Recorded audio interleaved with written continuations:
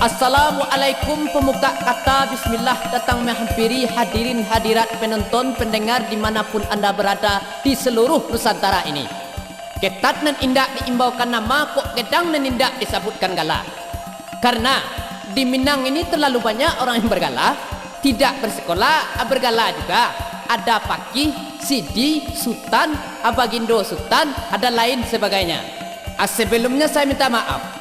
Talintuang dek kenainya, tak singgung dek turun. Sudah tahu saya bergagas, manga mengengkang juga tegak janjang. Apa tut malah terlanda?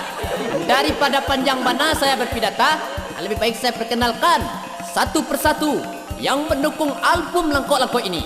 Inilah dia, Mak Lepo. Mak Lepo kurang nyoranca. Dari ketek suko lalu di katia. Dikapi amak jawapan. Bantuak muko berserak-serak. Setiap orang mendadak tabulala sampai-sampai masuk ke dalam sama.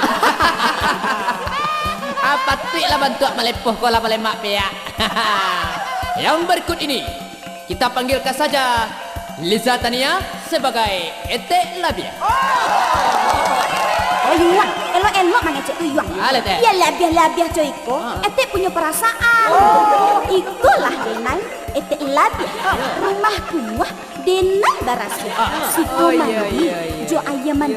Ya, hidung labiah, muncul labiah, mata jani, kulit barasia, makan sirnya, minum ayam putih, segala labiah. Alah tu, mak dan. Oh, abang bayo jo etek kau mak. Bayo etek kau tak pasal bayo yo kata yo lai. Kalau indak iyo kan, kacau. Nah selanjutnya, inilah dia Mak Hitam. Nice. Awas. Ini juga bang. Ambo Mak Hitam gagah bana. Lalu bagaluang serpo ulang. Utak santiang pengana melala. Suko tak kanti dalam Sarawak. Orang mencaliak terpesona karena Mak Hitam babaun badan. Babaun badan. Apa tut malah hari musim hujan saja sekarang ini. Ternyata Mak Hitam ini yang tidak mandi. Rasanya kurang afdol kalau saya tidak memperkenalkan diri. Tentulah yo ya. Inilah John Cakra. Kadang dek orang ketek di saya. Atau balik ya. Kadang berjalan tergonta-gontai pula. Sampai terpijak cirit kuda. Ketek kaki kadang kepala. Maka lama jo palai pada. Orang meminta sorry saja. Kenapa? Di sini tidak ada lowongan kerja. Langsung saja kita dengarkan lagu Centang Pare Nadia.